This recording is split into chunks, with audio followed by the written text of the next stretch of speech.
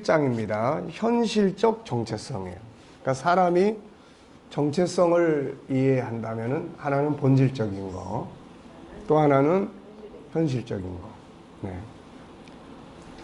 그래서 순서로 말한다면은 이제 현실적 정체성이 먼저 만들어지기 전에 본질적 정체성 위에 현실적 정체성이 세워지면 현실적 정체성이 올바르게 지켜갈 수가 있죠, 이게. 자, 현실적 정체성의 중요성.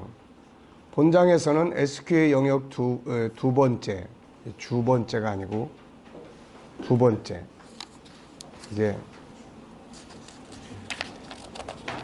정체성에서 현실적인 정체성 인식에 대한 재능 개발에 대해 공부한다.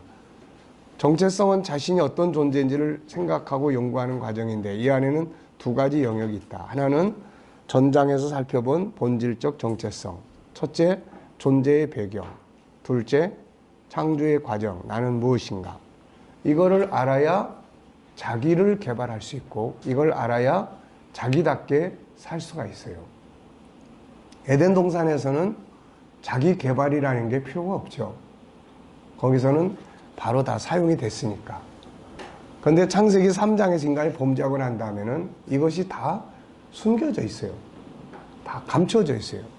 그래서 우리는 내가 살지만 모르는 게 너무 많습니다. 근데 목사님, 예. 저희들이 이제 신명 안에서 창세기 3장이 이제 구조화가 돼 있었고, 네. 그 창세기 1장, 2장은 없어졌다고 생각해요. 네. 없어져 버려요. 상실에서 없어졌다. 예.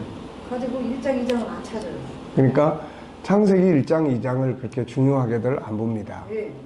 근데 결국은 창세기 1장, 2장이 숨겨진 거예요.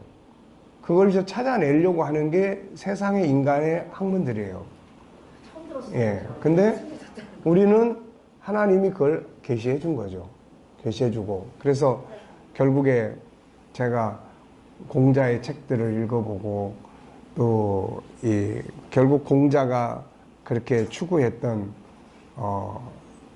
수신제가 치국 평천하라고 하는 이런 이야기들, 또 모든 심리학이나 교육학이나 의학이나 이런 모든 것들을 다 이렇게 놓고 보면 결국은 창세기 1장의 27절, 28절, 27절 이 한 구절을 찾으려고 하는 노력이에요, 이게. 그러니까 이 세상에 수많은 수백억 개의 책들이 있지만 이거를 창세기 1장 속에 몽땅 다 집어넣는 거예요. 그러니까 창세기 1장을 알면 그걸 다 아는 거예요. 뭐 심리학이든 의학이든 뭐. 근데 오늘 우리를 너무 모르고 살잖아요. 지나가고 없어졌다고 네. 인식이 돼 있어가지고. 우선 머리카락 몇 개나 있는지 아십니까? 머리카락. 우선 머리카락 몇 개나 되는지 알아요? 자기가 이렇게 이고 댕기는데도 몰라. 그리고 우리 안에 신경조직, 혈관, 우리가 이렇게 가지고 살지만 이게 어떻게 해서 움직이고 이게 되는지 모르는 게 너무 많아요. 이게. 그러니까 우리 안에 이런 것들이 다 창세기 3장 이후에는 다 감춰진 거예요. 전부 다 이게. 이걸 찾아내야 돼요. 이걸 찾아내는 거를 개발이라고도 하고 뭐 이렇게 하는 거예요. 회복이라고도 하고 그러죠. 그래서 우리 기독교인들이 개발 그러면 조금 거부 반응이 있어요. 우리는 믿음으로 뭐 회복해야 된다. 뭐 이런 말들을 쓰는데 사실 세상에서는 개발이에요. 왜냐하면 이게 다 없는 걸 개발할 수는 없어요. 있는데 다 숨겨져 있기 때문에 찾아내서 이거를 활용하는 그런 훈련을 개발이다. 이렇게 이야기를 하는 거죠. 그러니까 우리 기독교인들이 개발하는데 조금 세상 사람만큼 뒤져, 이게. 왜냐하면 우리는 하나님 아버지가 다 해줄 걸로만 생각을 하기 때문에 자기가 뭔가 할 역할들을 안 한다고요, 이게. 그래서 자기 할 역할을 하라 그러면 힘들어. 막 나는 그런 거 안 돼. 육신은 약하지만 원이지만 마음이 약해. 뭐 환경이 이래. 맨날 그러고 산다고 이게. 그러니까 이런 걸 좀 생각을 바꿔야 돼요. 그 다음에 존재의 궁극적인 목적. 그리고 또 하나는 현실적 정체성이다. 현실이라고 하면 가정, 학교, 직장, 사회, 기타 공동체나 내가 머무는 장소예요. 이곳에서 나는 어떤 사람이냐는 겁니다. 자기의 정체성을 올바르게 찾아야 올바른 삶을 살아갈 수가 있어요. 다음의 내용들은 현실적인 정체성의 중요성이 뭔지를 아는 것이 얼마나 중요한지를 보여주는 사건들이에요. 다양한 현장에서 어떤 정체성을 갖는가에 따라서 나타나는 능력은 많은 차이를 가져오죠. 자, 여기서 이제 두 가지를 이야기를 합니다. 두 가지. 현실적 정체성에서 두 가지를 이야기하는데, 하나는 담당 역할과 업무적 영역에서 나는 누구냐, 어떤 사람이냐 그 이야기고, 어떤 상황 앞에서 나는 어떤 사람이냐 하는 거예요. 이게 무슨 말인지 아시겠습니까? 그래서 하나는 내가 속한 영역, 업무적인 영역에서 나는 과장이야, 차장이야, 부장이야, 사장이야, 뭐 나는 영업사원이야, 제품을 만드는 기술자야, 뭐 하는 사람이야, 이거예요. 이거.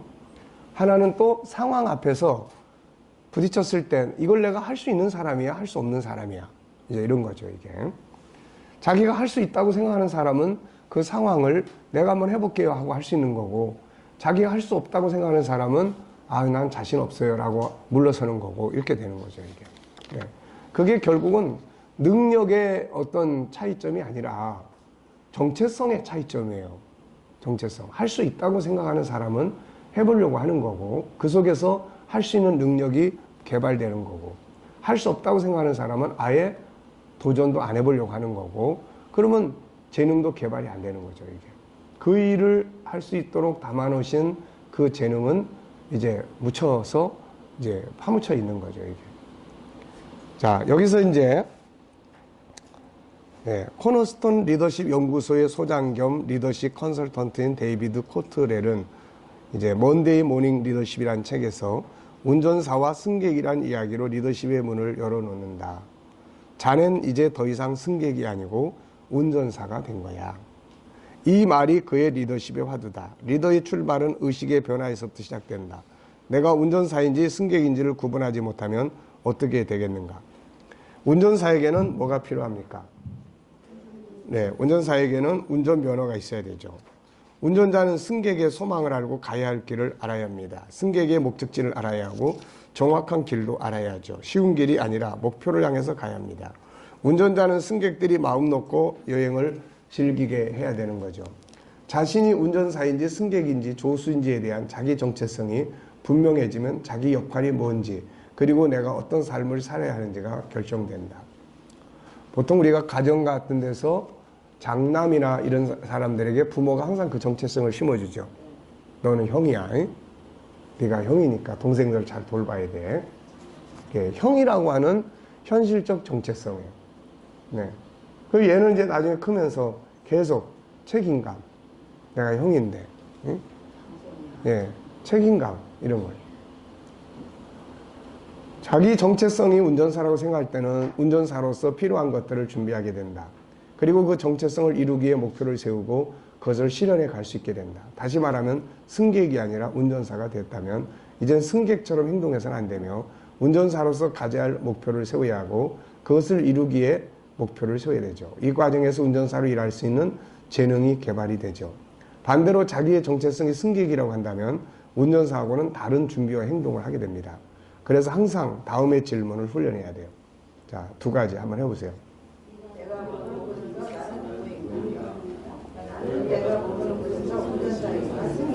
자, 가정에서 여러분은 누구죠?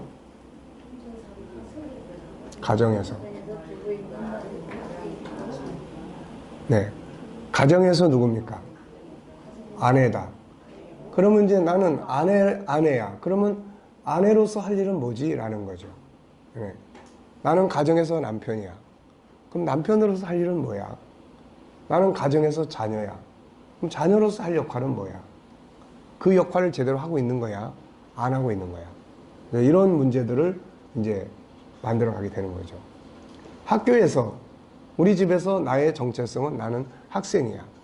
그럼 학생은 뭐 하는 사람이에요? 네, 학생은 공부해야 돼. 근데 공부를 안 해. 그러면 지금 자기 정체성을 안 살고 있는 거죠, 지금.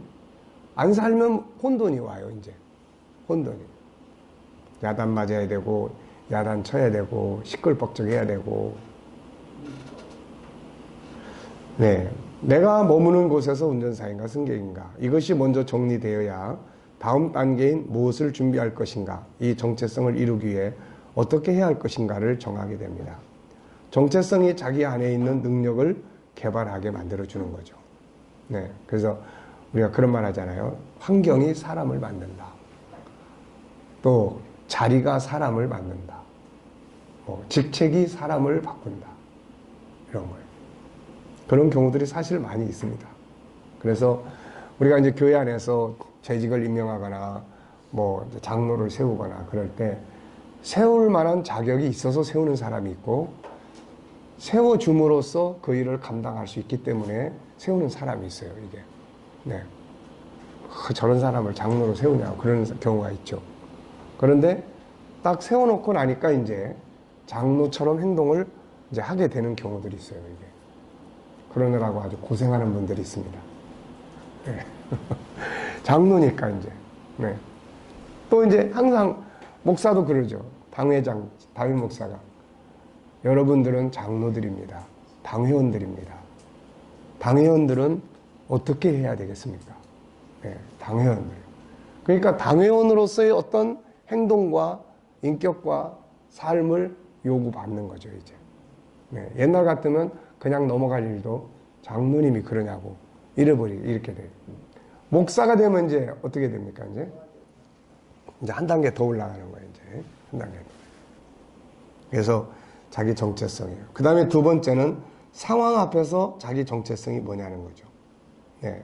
이거는 여기 피그말리온에 대한 이야기를 몇 가지 써놨습니다. 그러니까, 이 115페이지 보면은 미국의 교육학계에서 실험해 본 거. 좀 모자르지만 얘들이 무엇으로 인식하게 만듭니까? 좀 모자르지만, 예, 나는 천재야라고 하는 인식을 심어주죠. 예, 잘하는 반이야 라고 하는 심어줘요. 선생님도 얘네들은 잘하는 클래스야라고 하는 것을 심어줘요. 그랬더니 나중에 성적 결과가 잘 나오더라는 이야기죠, 이게. 그러니까 사람은 능력이 없는 게 아니라 자기의 정체성을 뭘로 가지고 사느냐에 따라서 행동이 만들어지는 거예요. 그래서 무능력자로 취급을 해서는 절대 안 된다. 네. 자, 그런 거예요. 그 뒤로 이제 넘어가 보시면은 116페이지. 이 라빈스라고 하는 사람은 이제 마약 중독자들이 치료할 때 이 사람은 이런 이야기를 해요. 뭐라고 이야기냐면은 마약 중독자라는 아이덴티티를 가지고 있는 사람을 변화시키는 가장 중요한 것은 무엇으로 자신의 정체성을 바꾸는가다. 마약 중독에 회복 중인 사람으로 규정할 것인가. 자신은 완전히 깨끗해졌으며 완전한 기독교인 지도자처럼 마약 중독자가 아닌 다른 사람이 되었다고 확신하는 것인가. 이에 따라 순간 그의 행동은 바뀌게 된다. 자신이 누구인가에 대한 새로운 믿음을 갖게 되면 우리의 행동은 그 새로운 아이덴티티를 뒷받침하기 위해 자동적으로 행동이 바뀌게 된다. 그래서 마약을 하는 사람을 영원히 바뀌게 할 유일한 방법은 나는 마약 중독자다 라고 하는 생각을 나는 건강한 사람이야 라고 하는 정체성으로 바꾸라는 거죠. 네. 처음엔 그 잘 안 되지만 그걸 치료하고자 하는 의지를 가지고 있다면 나는 건강한 사람이야 라고 하는 자기의 그런 정체성을 바꾸라는 거죠. 이게. 그래서 정체성을 바꿔야 한다. 잘못된 정체성은 잘못된 삶의 현장을 만들고 그러나 새로운 정체성이 만들어지면 사람은 그것에 따라 새로운 삶을 만들어 갑니다. 어떤 상황을 만났을 때 어떤 일을 해야 할 때 그 앞에서 먼저 자신의 정체성을 하게 하는 거야. 어떤 정체성을 갖고 있는가에 따라서 해결을 하기도 하고 할 수도 없어요. 나는 누군가? 나는 천재인가 바보인가? 자, 바보라고 하는 정체성을 딱 가지면 어떤 생각이 들죠? 나는 못해. 나는 원래 바보야. 이렇게 되는 거고. 난 천재야. 네, 난 할 수 있어. 그럼 이제 방법을 또 찾는 거예요, 이제. 네. 상황 앞에서 자신에 대한 정체성 어떻게 갖는가는 아주 중요하다. 가나안 땅 정탐하고 온 사람들, 이 사람들은 가나안 땅 사람들 앞에서 자기들의 정체성을 뭘로 정해놨어요? 메뚜기예요, 메뚜기. 그거는 아예 도전할 수도 없는 거죠.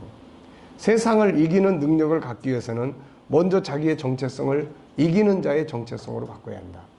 이것을 위해 성경이 보여주고 있는 정체성을 가지고 그것을 외치고 믿고 나아가보라.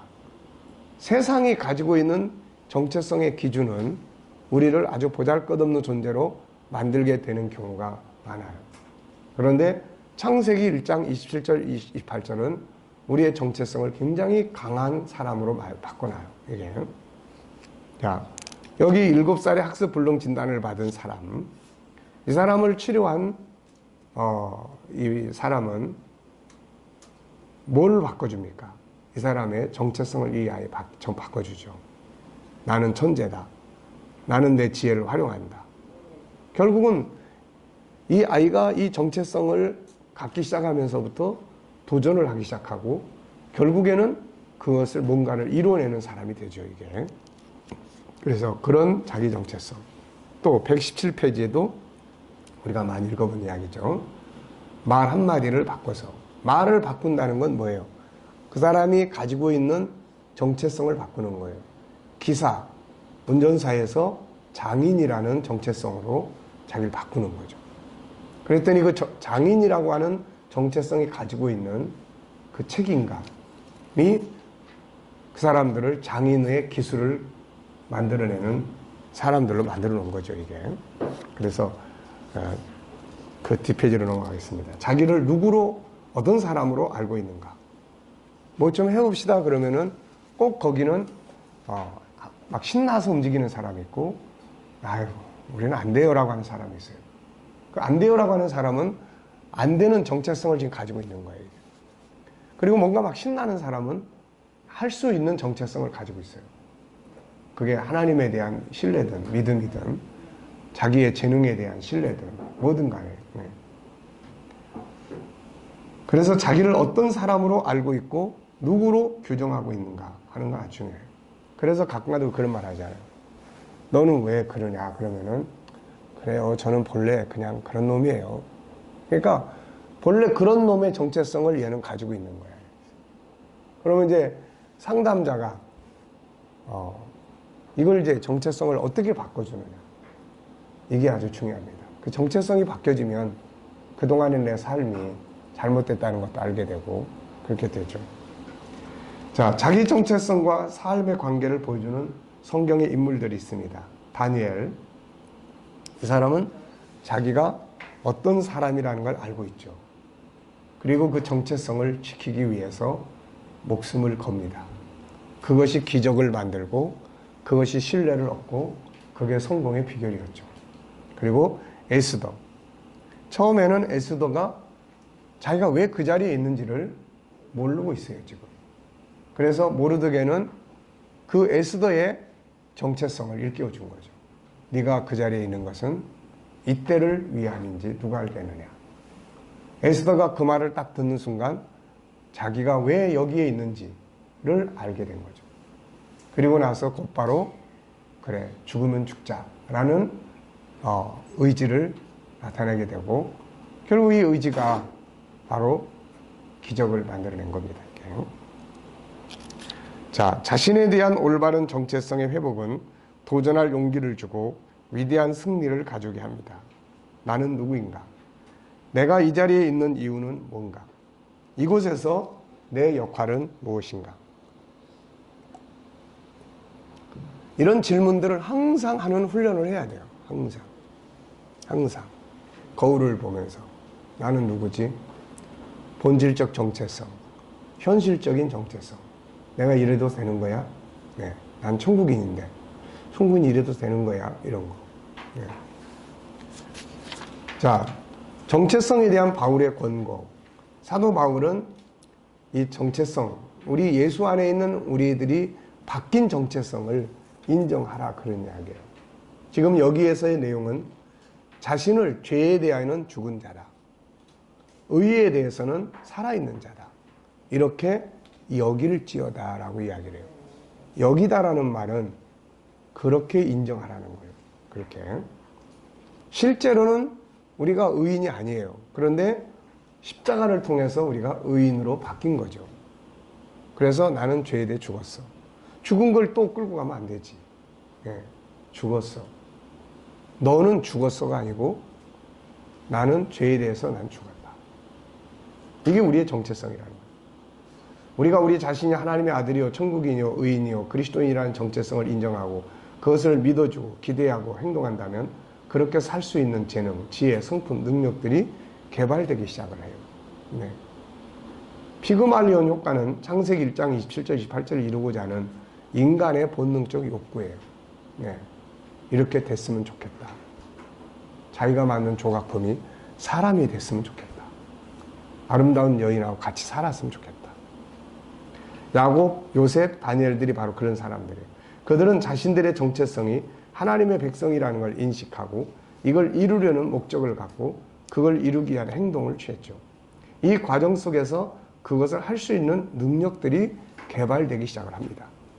정체성과 그것을 이루기 위한 목적은 자기 안에 있는 그것을 하기 위한 재능을 끌어내는 키예요, 이게. 네, 키입니다. 직원으로 일하는 사람하고 난 사장이야 라는 사람하고 자기 안에 있는 재능이 개발되는 영역들이 다양하게 다르죠, 이게. 네. 자, 현실에서 자기 정체성을 찾기 위한 질문. 현실 속에서 자기 정체성을 찾기 위해서는 다양한 질문들이 필요해요. 우선 다양한 현장에서 이곳에서 나는 누구지? 이곳에 나는 어떤 사람이야? 나의 역할은 뭐야? 나는 어떤 사람이 되기를 원하는가? 그렇다면 지금 무엇을 해야 되지? 내가 이 자리에 있는 이유는 뭐야? 네. 항상 마찰이 어디서 생깁니까?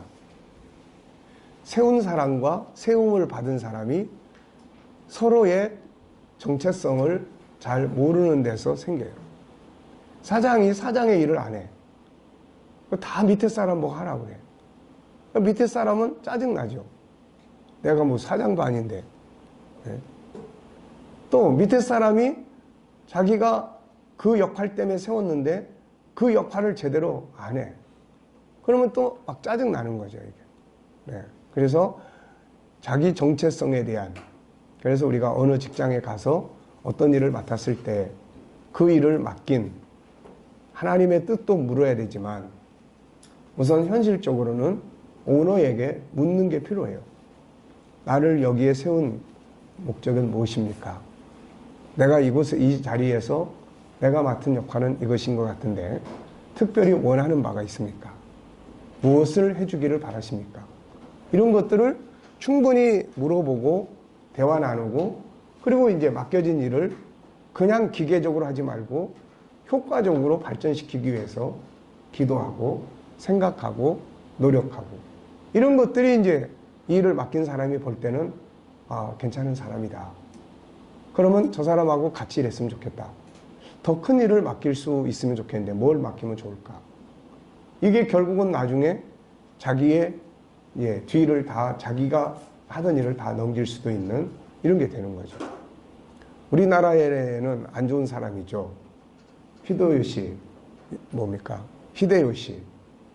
이 사람이 일본에는 일본 사람들이 굉장히 존경하는 성공적인 인물이 두 사람인데 한 사람은 굉장히 좋은 가문에서 이렇게 성공을 한 사람이고 한 사람은 아주 종의 신분에서 성공을 한 사람이에요. 그 사람이 히데요시라는 사람이에요. 우리나라 임진왜란을 일으켰던 사람이죠. 근데 자기 상전이 그 많은 자기를 따라다니는 사람들이 있음에도 불구하고 자기 후계자로 히데요시를 삼아요, 이게. 근데 그 사람이 자기 상전을 모시는 일을 어느 정도 했냐면은 추운 겨울날 상전이 안에서 모임을 마치고 나올 때까지 상전에 그 일본식 게다짝 그거를 이렇게 가슴에다 탁 담아가지고 그걸 데펴요, 이렇게. 데펴서 내려놓고. 그러니까 자기 주군을 위한 절대적인 충성심을 가진 사람이죠. 그러니까 그 밑에 수많은 신복들이 있음에도 불구하고 쟁쟁한 사람들이 있음에도 불구하고 하인, 종의 출신에게 자기 후계자로 세워져 버린 거죠, 이게.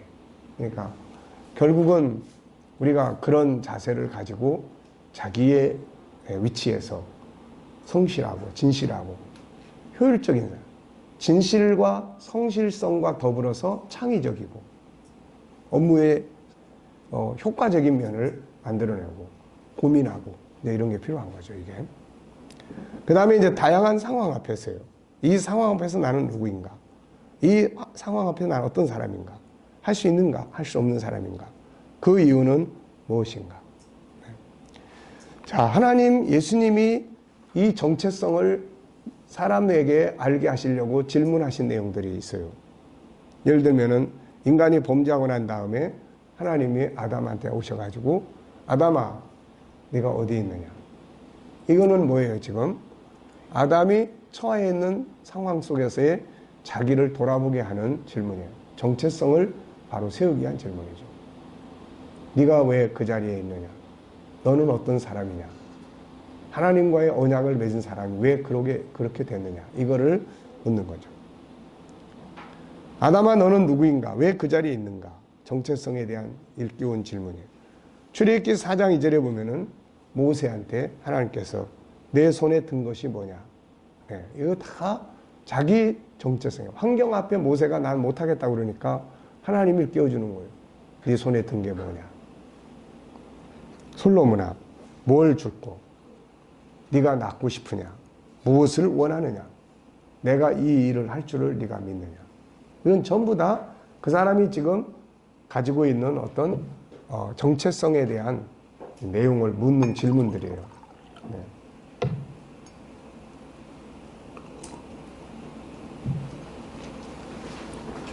정체성을 찾기 위한 질문과 정체성을 살기 위한 질문들이 있어요. 나는 누구인가?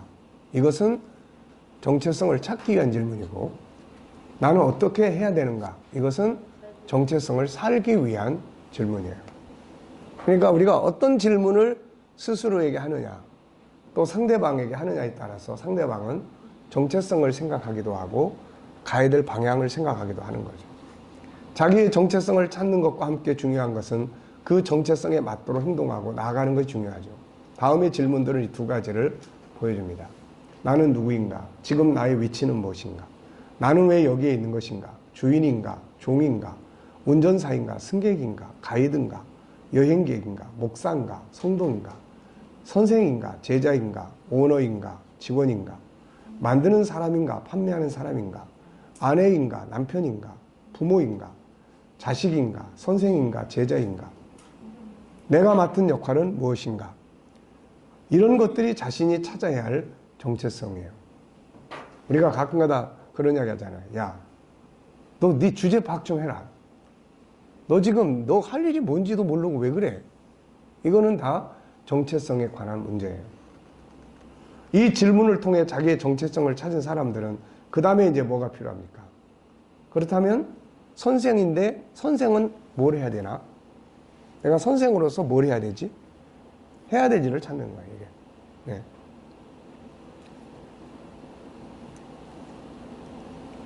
그리고 그 정체성을 실현하기 위한 가장 이상적인 목표를 찾아야 됩니다. 다니엘은 자기 정체성에 맞는 해야 할 일을 찾았죠. 자기 절제, 하나님과의 관계 강화, 정체성의 변질을 위협하는 환경과의 목숨 건 싸움, 정체성이 훼손되지 않도록 하기 위한 성실하고 진실한 삶. 이제 자기가 머무는 곳에서 자기 정체성을 찾았다면 다음에는 자기 정체성에 맞는 전문가가 돼야 되는 거죠. 나는 선생인데 그럼 선생으로서 나는 전문가인가? 네. 나는 학생인데 그럼 학생으로서 나는 전문가인가? 나는 물건을 만드는 사람인데 만드는 사람으로서의 전문가인가? 이런 거죠. 전문가가 되는 방법은 뭡니까? 교육과 훈련, 영감, 성령의 영감, 전문 서적을 통한 전문 지식, 실행, 착오, 연구, 그런 과정을 거쳐서 전문가가 만들어지는 거예요. 전문가라는 것은 익숙한 사람을 말해요. 익숙한 사람. 다음은 자신이 머무는 곳에서 업무적 정체성과 해야 할 목표를 찾아가는 질문들이다. 우리가 이제 직장인들하고 상담을 하거나 컨설팅을 해야 될 때가 있어요. 그럴 때는 이제 이런 부분들을 우리가 잘 응용하고 활용하면 아주 큰 도움이 될 수가 있습니다. 나의 현재는 어디인가? 그렇다면 어떤 과정이 필요한가? 다음 단계는 뭔가? 어디서부터 출발해야 하는가? 본질, 이것의 목표는 뭐지? 우리가 고객에게 제공해야 할 상품은 뭔가? 확실한 고객에 신뢰할 수 있는 보증은 있는가? 이행하기 위한 노력과 연구가 있는가? 이 물건은 왜 만드는가? 이것이 자신과 고객, 회사에 어떤 의미를 주는가? 어느 정도 가야 그것에 도달할 수 있는가? 이런 것들은 전부 다 회사에서 업무적 성과를 위한 코칭에서 사용하는 질문들 중에 하나들이에요, 다 이게. 자, 예를 들어 보겠습니다. 책상을 만들어 파는 사람이 있어요. 자, 이 사람이 이제 자기가 질문을 하는 거죠. 자, 이곳에서 나의 역할은 무엇인가? 만약에 이 사람이 코칭을 요청을 했다면은 코치는 이런 질문들을 통해서 그 사람의 자기 정체성을 찾아가도록 돕습니다. 이곳에서 나의 역할은 무엇인가? 나는 왜 이곳에 있으며 이곳에서 나에 대한 필요성은 뭔가? 이 회사에서 나를 채용한 이유는 뭐냐는 거죠. 나를 채용한 이유는 뭔가? 자, 나의 정체성은 책상을 만드는 사람이다. 나는 그렇다면 왜 이 일을 하고 있는가? 월급 받기 위해서, 먹고 살기 위해서, 예술적인 내 재능을 활용하기 위해서. 나는 이 일에 대한 어떤 특별한 창조적 가치를 가지고 있기 때문에 어떤 거를 가지고 있느냐에 따라서 그걸 만드는 자세가 다 달라지죠. 네. 이 속에 들어있는 의미와 가치는 뭔가? 그렇다면은 내가 만드는 책상은 최고의 작품인가? 아닌가? 좋은 책상이란, 최고의 작품이란 그렇다면 무엇을 의미하는가? 나의 고객은 누군가? 이걸 사용하게 될 고객은 어떤 사람인가? 그가 원하는 건 무엇인가? 그는 어떻게 변해가고 있는가? 어떻게 더 나은 책상을 제공할 수 있는가? 유치원 때 와서 책상을 샀어. 책상 장사를 계속해. 얘가 초등학교쯤 들어갈 때가 됐어.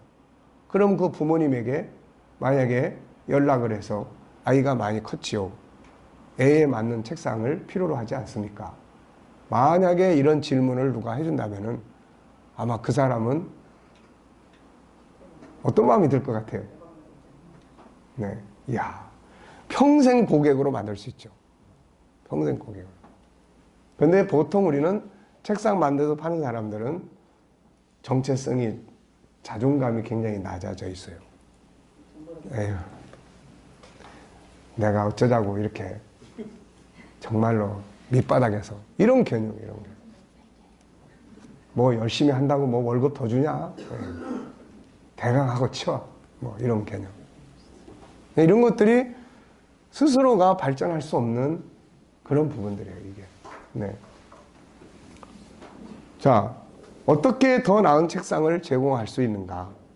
그 책상이 고객의 삶에 어떤 영향력을 줄 수 있는가? 여기까지 생각을 할까요? 책상 만들어 파는 사람이? 장인이라고 하는 있죠. 네.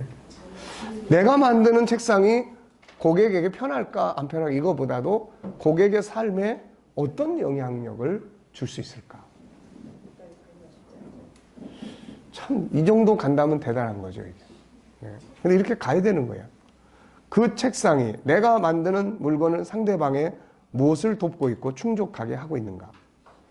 정서적 안정, 학업의 발전, 셀프힐링, 인간관계의 발전 등 무엇을 내 책상에 앉아서 얻을 수 있을까? 거의 철학까지 했던 거예요. 그래서 철학과 IT가 합쳐져야 되는 거예요. 철학과 기술이 합쳐져야 됩니다. 영성재능은 그런 것을 발전시켜 주는 거예요. 이런 걸. 음식 만드는 사람이 내가 만드는 음식이 고객들의 삶에 어떤 영향을 미칠까? 맛이냐 없냐가 아니라 이게 그들의 인생에 어떤 영향력을 미칠 수 있을까? 라고 한다면 굉장히 음식이 철학적이고 또 아주 높은 차원의 가치를 창조해 내겠죠. 빵을 만들어도 그렇고. 지난 주일날 우리 빵 이게 기술을 하는 자매가, 아가씨가 이제 등록을 했는데 공부를 잘했는지 바로 취업을 했어요. 그래서 서울에 와서 이제 우리 교회로 왔는데, 예를 들면 그래요. 보통 우리는 왜 빵을 하게 됐죠? 그러면 들어갈 과가 시원찮아가지고요. 그냥 내가 그냥 가서 이거 배웠어요. 이런 정도. 보통 우리가 많이 가지고 있는 거예요. 그러니까 결국 알고 보면은 그 사람의 삶을 발전시키는 것은 정체성이에요. 어디에서 뭘 하든지. 그리고 이런 질문들을 끊임없이. 그러니까 코칭이라고 하는 거는 이제 이런 질문들을 통해서 그 사람이 가지고 있는 가치를 높여주고 또 어떤 그런 그 의미를 부여해주고 그러면 이제 그 사람이 그런 가치를 이루기 위해서 만드는 물건들이 한결제 이게 창의력을 갖게 되죠. 이게. 이것이 인간성 회복을 위해 어떤 역할을 할 수 있는가? 고객이 이걸 통해 얻을 수 있는 유익은 뭔가? 고객이 이것을 사용할 때 기쁨을 가진가? 짜증을 낼까? 고객이 다른 사람에게 이걸 어떻게 말해줄 수 있을까? 네. 가치, 자재, 가격은 어떤가? 어떻게 더 가격을 낮추고 가격보다 고객의 질을 높여줄 수 있는 물건을 만들 수 있을까? 이런 것들의 정보를 위해 고객과 어떤 소통을 할 수 있을까? 이것을 위해 어떻게 기술 개발, 보급, 능력 개발, 홍보 능력, 관리, 운영, 관계 등을 발전시켜 갈 수 있을 것인가? 사실 책상 만들어서 팔고 하는 게 아무것도 아닌 것 같지만 그 속에 이제 이런 질문을 통해서 정체성을 찾고 만들어 간다면 참 엄청난 발전과 성공을 만들어낼 수가 있죠. 이게. 자, 정체성 바꾸기. 그동안 가지고 있었던 잘못된 정체성들을 창조주가 보여주는 능력의 정체성으로 바꿔서 살아보자. 그동안에 내가 정체성이 없이 살았다면 이런 정체성을. 그래서 아이들에게 부모가 아이들이 어렸을 때부터 그냥 이슬비처럼 이런 질문을 던져주고 그렇게 살아가려고 하는 삶의 방향이 만들어진다면 칭찬하고 이제 이런 것들이 교육되어지고 훈련이 되어져야 되는 거죠. 그러면 커서도 자기 정체성에 맞는 인생을 살아가려고 노력하고 그 삶은 발전하게 돼요. 자, 정체성 바꾸기 위한 여기에 몇 가지 요소들이 있어요. 우선 자기 정체성을 점검을 해보라. 나는 누구인가? 본질적인 거. 현재 나는 내가 머무는 곳에서 뭐 하는 사람인가? 네. 정체성의 중요성을 인식하고 결국 승리자들을 생각을 해보는 거죠. 다니엘이나 또 에스더나 자기 정체성을 분명히 가진 사람들이 어떤 인생의 성공적인 삶을 만들었는지 이러고 또 정체성을 바꾸기. 이제는 내가 그동안 가지고 있었던 나 같은 것, 못하는 나에서 창세기 1장 27절에 정체성으로 자기를 바꾸는 거. 가져야 될 정체성 1번 이건 본질적인 거고 2번 이건 현실적인 거고 그 다음 정체성을 계속 이제 입력하는 거예요. 뇌에다가 계속해서. 그래서 아침마다 이거를 보통 이제 사회에서도 성공한 사람들은 이런 자기 정체성을 아침마다 자기가 복창합니다. 너는 할 수 있어. 나는 할 수 있는 사람이야. 나는 최고의 사람이 될 거야. 나는 CEO야. 뭐 이런 자기 정체성을 만들죠, 이게. 네. 그리고 이제 그렇게 살아가는 삶을 훈련을 하고 반복하고 그리고 늘 피드백을 만들어요. 자, 정체성을 살기 위한 질문입니다. 본질적 질문. 나는 어디서 왔는가? 나는 누구인가? 어떻게 만들어졌는가? 나는 어디로 가는가? 나처럼 살기 위해 어떻게 살아야 하는가? 자, 나처럼 살기 위해서 어떻게 살아야 되죠? 5가지 성품을 살면 나처럼 사는 거예요. 5가지 성품을 살면 나처럼 사는 거예요. 자, 다양한 현장에서 이곳에 난 누구인가? 난 어떤 사람인가? 나의 역할은 뭔가? 난 어떤 사람이 되기를 원하는가? 그렇다면 지금 뭐를 해야 되는가? 내가 이 자리에 있는 이유는 무엇인가? 이 자리에서 내가 해야 할 역할은 뭔가? 내 정체성에 맞도록 살기 위해서 무엇을 해야 되는가? 네. 교회 안에도 목회자들의 위치가 다 다양하죠. 그래서 그런 부분에서 자기의 정체성을 찾아서 그 정체성에 찾았으면 이제 뭐예요? 이제 전문성이에요. 이제 전문성. 전문가라는 건 뭘 이야기한다고 그랬어요? 자기가 목표한, 자기가 가지고 있는 것을 현장에서 사용이 가능한가? 또 하나는 자기가 그걸 가지고 이루고자 하는 목적이 이루어지고 있는가? 이 2가지가 이뤄내는 사람을 전문가라고 이야기를 합니다. 다양한 상황 앞에서 이 상황 앞에서 나는 누구인가? 이 상황 앞에서 나는 어떤 사람인가? 할 수 있는 사람인가? 할 수 없는 사람인가? 할 수 없다고 생각한다면 이유가 뭐지? 해본 일이 없어. 그렇다면은 시도해본다면 어떻게 될까? 또 할 수 있는 사람이야. 할 수 있다고 생각하는 이유는 뭐지? 나는 창세기 1장 27절 하나님의 형상을 가진 사람이야. 정체성이 미치는 영향력 점검하기. 현장이나 상황 앞에서 내가 가지고 있는 정체성이 나에게 어떤 영향력을 미치고 있는가? 나의 정체성이 다른 사람과의 관계와 업무와 현장에서 어떤 영향을 미치고 있는가? 어떻게 보면은 지금 이거를 제가 계속 이렇게 해 나가는 이유는 창세기 1장 27절의 정체성이죠. 올바른 가치 추구에 대한 부분이죠. 이런 것들 때문에 계속 가는 겁니다. 이게. 예. 자, 오늘 이 시간에는 이제 현실적 정체성에 대한 이야기 했습니다. 자, 10분간 휴식하겠습니다.